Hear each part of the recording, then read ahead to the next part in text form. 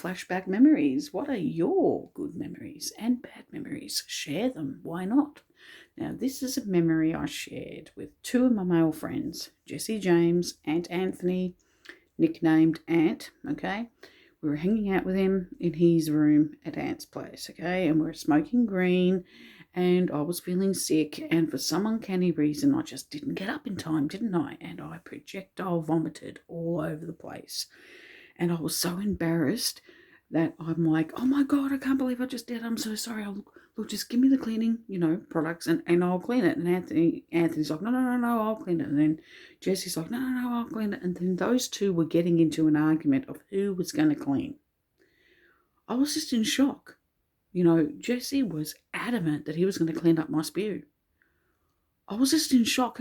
Like, I've never known any blokes out there to do that, to fight over who is going to clean one's spew. That's how much they liked me. That's how much they cared for me. That's how much they loved me. Like, I consider that a form of love to a certain degree, that two individuals are fighting over who's going to clean up my chuck. I wanted to clean my own chuck, and I chucked up in Anthony's bedroom, right on the floor. You know what I mean? That was an embarrassing yet funny moment. No, you see, what happened was, before I met up with them, I had lunch, and I think I had spaghetti bolognese left over from the night before. And Jesse called me. It was around 1:30 p.m. He's like, hey, what are you doing? You want to come and hang out with me and Ant? I'm like, yeah, all right. I say, give me half an hour. I'll be at your place in half an hour. And of course, they lived within walking distance from where I lived in Elsternwick. And I, walked on down there and we started chilling, and I had a couple of alcoholic beverages, and they chipped in. They went halves in shouting me a mix, right? And I felt guilty, and I'm thinking, look, I'll give you guys $25, I don't want you guys shouting me out too much. And they're like, no worries, it's our shout. And I'm like, oh, okay, you sure? I had to double check. And he's like, no, it's all right. Don't worry about it. It's all good. I'm like, okay. And I was I think it was on to my fourth cone, and that's when I started to feel seedy. And I remembered I said to Ant, can you open up your bedroom window? And he's like, oh, no, that doesn't open. I said, what do you mean? He goes, oh, it's nailed shut. I said, what do you mean? I said, can't you unnail it? And he's like, no, I haven't got a hammer. I didn't have a hammer. So you know how you can get the hammer and you can hook the nail out. I'm like, oh, fucking great. And, I said, I'm not feeling too good. And I said to him, do you have a bin, like a dustbin or something I can, chuck up in? And he's like, oh, no, I'll be back. You can go to the bathroom. It's downstairs. And I'm like, oh, I'm thinking, nah. I just knew. My gut instinct was telling me I was going to chuck even before I even dared to go anywhere near the bathroom. So I didn't want to risk it. I didn't want to throw up. I wanted to pop my head out practically out the window instead and just chuck out there. But no, I ended up projectile vomiting as soon as they both left the room. They both left to go into the kitchen to grab something, and I just projectile vomited, boom, smack, right in the center of his bedroom floor. And and that's when they both came in. Oh my God, Claire, are you okay? They were concerned about me. And I said, I'm all right. I'm so sorry. I was just so embarrassed, and I just kept over apologizing. I'm so sorry. Just give me a bucket with warm water and soap. I'll clean it. And I said, no. Why should you guys clean it? I chucked up in your room. I should clean it. He's like, no. But you're the guest. No, I'll clean it. And then that's when Jesse jumps in. He's like, no. I'll clean it. And then they started fighting. I'm just sitting there quiet, just gobsmacked and amazed as to how those two were arguing over who was going to clean my spew. Don't you find that weird? I personally find that extremely weird, but I thought I'd share that funny, bizarre, embarrassing story with you all. That was highly embarrassing for me. Now, this video will go over 10 minutes. I'm just thinking back to all the flashback memories of good times and embarrassing times as well as bad times. So let's go and flashback. Let's sit here. Let's think of all kinds of funny ass memories. What other memories do I have? There's been some funny times. Oh God, I'll never forget it. The time I went flying down the stairs at Bar and Bistro. That was fucking embarrassing. Everyone saw my ass. Everything down there. Everyone saw everything because my skirt rolled up. Oh, that was embarrassing. I swear I told you guys that story before. I did. I remember now. Yeah, I did. It's floating somewhere on here. Yeah. I'm not going to repeat that story again. I'm just trying to remember. There was some other fucking wicked ass memories. Yeah. Oh my God, there were some good times, man. Some real good times. I don't know if I shared this story that one of my best mates bashed the fuck out of my grandfather, my narcissistic grandfather. Bashed him to a pulp. But he deserved it though. No, you see, my grandfather, he's no longer with us, but he was a very narcissistic, abusive person, and he treated everyone within the family like crap, okay?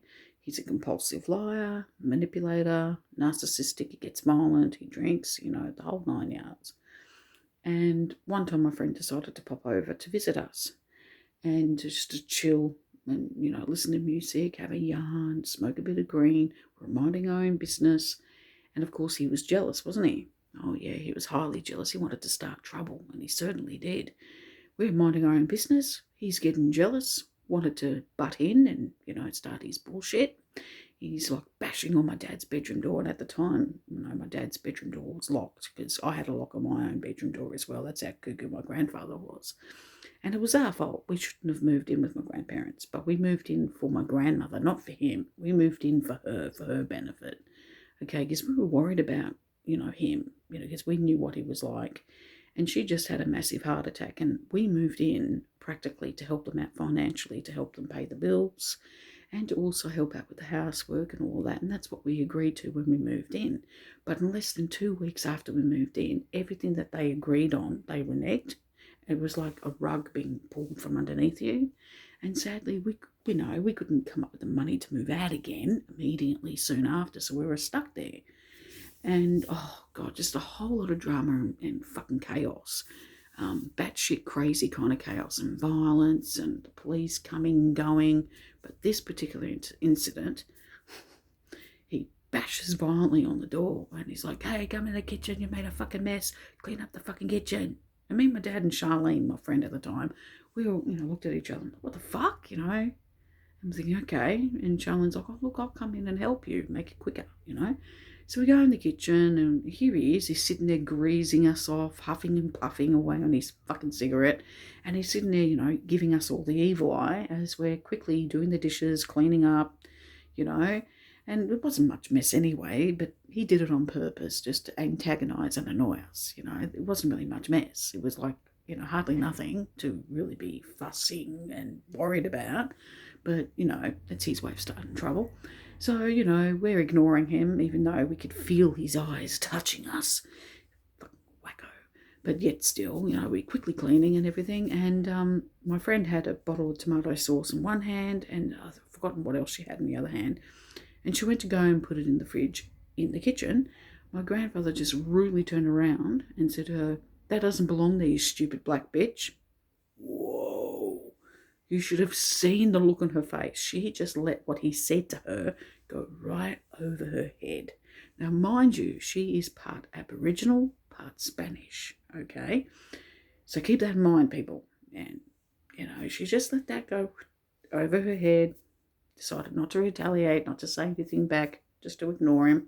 She did the right thing. And then as she was about to leave, he just got up and attempted to practically punch her in the face. And then it was on. It was like two bulls in a china shop. Could me and my dad break it up? No, I kept getting hit by both of them. Hit. No matter how many times we made attempts to stop the fight, it just kept escalating. And just when we finally got them separated, she was about to go and grab her shoes and her jacket to go out the front door. He went for her again. And then that's when the police were called. And it took about, I think, 3 or 4 police officers to get my grandfather off her because he was trying to kill her. And we did everything we could. But guess who came out best dressed? Of course, Charlene, but my grandfather, his face. Blood everywhere. It's fucking mayhem. That was a bad memory. I thought I'll show you guys a bad memory. But he deserved what he got. Everyone bashed him. I've bashed him a few times. My dad's bashed him a few times. My best friend's bashed him. The police have bashed him. There was Moorabbin police have bashed him. St Kilda police have bashed him. Everyone has had one in him, has laid into him. Even my uncle slapped him around a bit. Yeah. No joke. He brings out the darkness within you in less than 2.5 seconds. That he really aggravates the fuck out of you to the point where you get violent. And even though that's not a nice side, he is that narcissistic. He brings out the evil within you. No joke. Oh, yeah, he broke my grandmother's arm. Yeah, he wasn't a good husband. He wasn't a good grandfather. He used to steal from me. He used to steal from the place where I used to work at Coles in Elstonwick. He used to steal. Chica, fuck off. She's at the door. Hang on a second, I'll let her in. I'll just quickly pause it. I'll be back. Sorry about that. Yeah, I just had to let her back in. Yes, what was I saying? Yeah, my grandfather broke my grandmother's arm. He was just a horrible husband, grandfather. He used to steal and everything. He used to steal from where I used to work, which made me look bad practically. He was just an absolute nutcase. But yet still, everyone, gave him one. Oh, the neighbours hated him because you know what he used to do? He used to walk around harassing people for money. He used to go to this illegal gambling den in Moorabbin? No, Malvern. And he used to go there, do the illegal gambling. He used to play cards. He doesn't even know how to work a poker machine. That's how dumb he is. And he will go there, but the thing is, every fucking day when he comes back, he will harass me and my father, all of us, for $200. He demanded $200 every day, 7 days a week. And when you open your wallet and you show to prove to him you've got no fucking money, he still didn't believe you. No matter what you said or done, he would not take no for an answer. That's how fucking crazy he was. And it got to the point where if he didn't get his way, he'll try to kill you. So you were forced to defend yourself and get violent towards him back. He tried to stab me. He tried to break my fingers. He tried to, oh my gosh, he's a very insane individual. And thank God he's no longer with us. Thank God I don't have to deal with his shit. None of us do in the family. He was just a narcissistic, toxic piece of crap. And wherever he is in the spirit realms, may he stay there. Oh my gosh. Honestly, absolutely insane. He truly is and was and probably still is insane in wherever he is spiritually. But honestly, like, the things he would do, oh my God. I remember he used to say, get this right, you're going to laugh. He used to say, nobody showers every day. Everybody showers once a year. That's what he used to say. And I used to go, oh my God. I used to laugh my head off at him thinking, you're a fucking moron. Only shower. No one showers once a year. Him? Yeah, once a year. And he stunk. Oh, did he stink? We never used to eat in the kitchen. We used to prepare our food and shit and then either go and eat in my dad's room and watch TV. We would never eat in the kitchen because he used to put you off your own food. The bodily stench. He never showered. He never washed his clothes. He stunk. It was like me and my dad at the time were living with a fucking demon. That's exactly what it was like. The smell, the stench was absolutely hideous. Oh, he would embarrass the fuck out of us. I remember the time we got a telephone call from the Caulfield Hospital. He stunk out the whole floor. The woman, I don't know her fucking name, but she rang. My dad answered the phone, and I'm listening. I can hear her through the damn phone, and she's like, has your grandfather got any severe depression issues or something? And it's like, not from what I, yeah, but not quite from what I know of, kind of thing. It's like, he's got some issues with his personal hygiene. Apparently he's stunk out our whole floor and we have to disintegrate his clothes.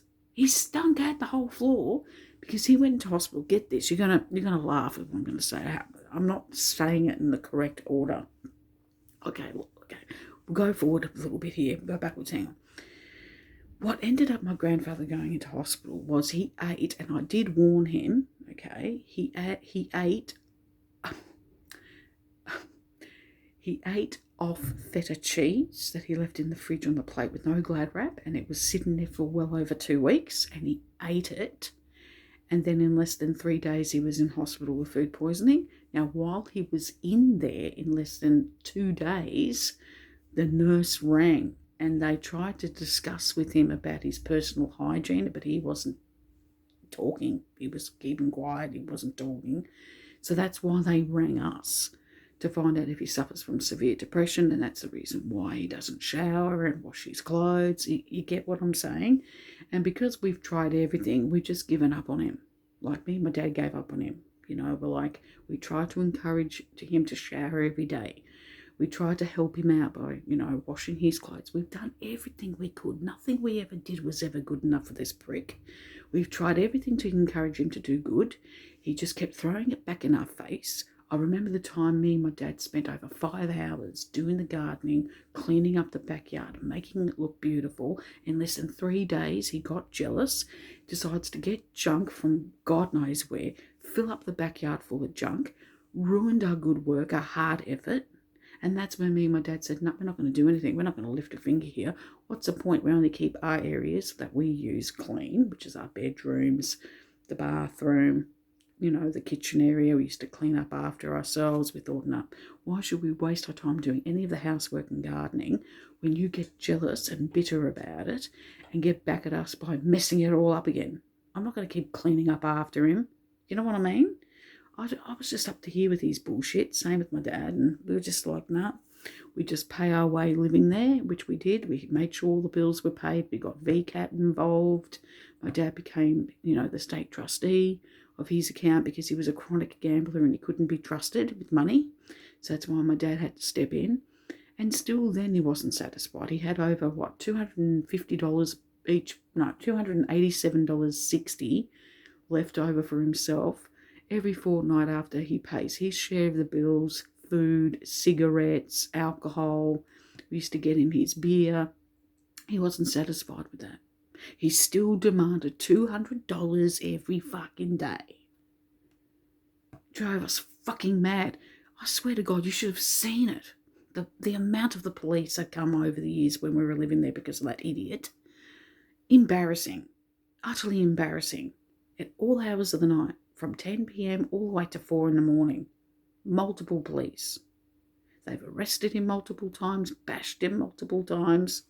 He punched a female officer in the face and should have seen what happened to him.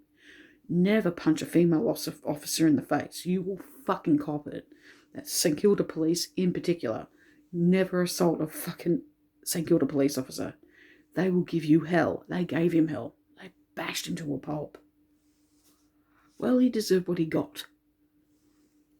He's the type that will hit a woman. He will hit a guy. He doesn't care. He even bashed his own dog with a plank of wood with a nail that long, a rusted nail. We quickly saved that dog's life and made sure that that dog was well away from him. She got adopted out. She was a beautiful dog, but he was abusive. You see, whenever I wasn't around and I was out, at work or hanging out with my friends or whatever, he would go and bash the dog. And then one time he bashed a dog when I was there, and I'm hearing this loud screaming from the backyard over the TV. I'm thinking, what's that noise? And I'm lowering the TV and I'm hearing this screaming from a dog, and I'm thinking, what the fuck? So I got running out there and I stopped him and I'm yelling at him. I said, that's it, you don't deserve to keep this dog. And I know it's their dog. It's not my dog. It was my grandparents' dog. But they treated her like shit. So I'm like, no, you're not going to have her. I'm going to take her away from you. And we did. We took her away. He was just fucked in the head. Let me tell you that. That's my grandfather. Then I've got my auntie and my uncle. They're both fucked in the head too. Very money hungry, greedy, spiteful, jealous, conniving types. They're not true, they're not real, and they're not authentic. Toxic as hell. I want nothing to do with them. And then I've got idiots on my mum's side of the family. God, absolute dysfunction on both sides of the fence. Absolute craziness. So there you go. That's that in a nutshell. And what else? Flashback memories. Let's think of a good time. Yeah, man. I remember that. I remember I'd done an all-nighter in the CBD. It was so good. Went out nightclubbing. I was with Chantel at the time, this other female friend of mine. And we went to Metro nightclub. We were there, and there was this fucking, and Chopper, my dad, he was about to come and meet up with us, but a bit later in the night. By the time he got there, it would have been around 11:30 p.m. at night, because he was running a bit late, you see. But in the beginning, it was just me and my friend Chantel. And there was this sleaze bag, and I could see him. He was up the top, and he was looking down, and he was staring at me, but I didn't care, but I knew he was there. And I knew eventually he would try to make an approach. And he comes over, and that's when my dad comes in, just in perfect timing. And my dad's like, oh, whereabouts are you? He's texting me on the phone. And he goes, I just walked in. And I turned around and I said, I'm at the bar. Come towards the bar. And he's like, okay. And I'm waiting for him at the bar with Chantel. And then my dad walks up. I'm like, oh, okay. And then he gets his drinks, and the three of us go and sit down in the cubicle, right? And this was when I was underage. I went to overage. Oh, yeah, I got away with it. Back in the day. So we're having, alcoholic drinks. We're sitting there, we're yapping, and then here comes the sleaze back. And he comes in. And he's like, hey, lovey. And, I'm looking at my dad. My dad's looking at me, and he's like, gave me a funny grin. And I'm thinking, okay, any minute now, my dad's going to fucking do something. I said, look, I turned around and I said to the dude, I'm sorry, I'm not interested, I'm taken. I lied to make him think I said, I'm with him. And then Chantel goes, yeah, we're with him. And then he's like, oh. And then he goes away. But then he comes back about 10 minutes later, and he tried again. And that's when Chopper stepped up to the plate and he goes, listen, fuck off. I should have said how quick he stormed off, because when my dad sits down, you can't tell of his height. But when he stands up, he's really tall. This fucking shrimp, sleazy, acne. Oh, you should have seen his acne. Oh my God. He had fucking severe acne. As soon as my dad spoken to the douchebag, he ran for the hills. The motherfucker ran for it. I'm like, good. And then we stayed there for a bit longer, just me, my dad and Chantel, and then we just walked all the way from there to Flinders Street Station, went up the steps, and we ended up missing the train. So we ended up staying there all night, mucking around, laughing, running up and down the bloody platform, till 5:30 in the morning till our first train. Yeah, that was a good night though, despite the fact that we missed the last train. Damn. But oh well, shit happens. But back in the day, the CBD was great. I used to do all-nighters out there with all my friends. I had Buffy, Baby G, Buffy, Emma, Jodie back in the day, but me and her and our younger friends. A whole bunch of us, Michael, Chris, Dave, Tamsin, Rhiannon. Oh, what was his name again? I've forgotten his bloody name. The lesbian couple. It was just a whole gang of us, and we used to religiously, every day after school, hang out till the last train or the last tram. Every day nearly. Except for Mondays. Mondays we never used to. It used to be Tuesdays, Wednesdays, Thursdays and Fridays. And sometimes I'll meet up with them on a Saturday night. And we used to stay out all night. And Coolio, this Aboriginal dude, we nicknamed him Coolio because he had a massive fro, right? And we used to hang out, we used to drink, smoke weed, joints, and we used to just sit out, roam the streets of the city. And those were the days. Oh yeah, Amy and her brother. I remember them. They were fucking weird. I remember one time, yeah, they were fucking weird. I suspected that those two were in an incestual relationship.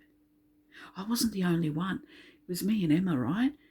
She suspected the same thing because we were talking about them behind their back one day. And then they rocked up when we were about halfway through the conversation and we're like, oh shit, we better shut up now. And they were weird. They were brother and sister, but yeah, they were fucking weird. But I've forgotten his fucking name. I only remember her name, but I don't remember his. They used to dress gothic-like, and she used to wear a spike collar, and he will hold the lead, and they would walk like that together. It was fucking weird. But yeah. Oh, and she used to sit on his lap, and they would be flirtatious, and it's like, yeah. I'll be back. I'll tell you another funny story. I'll be back.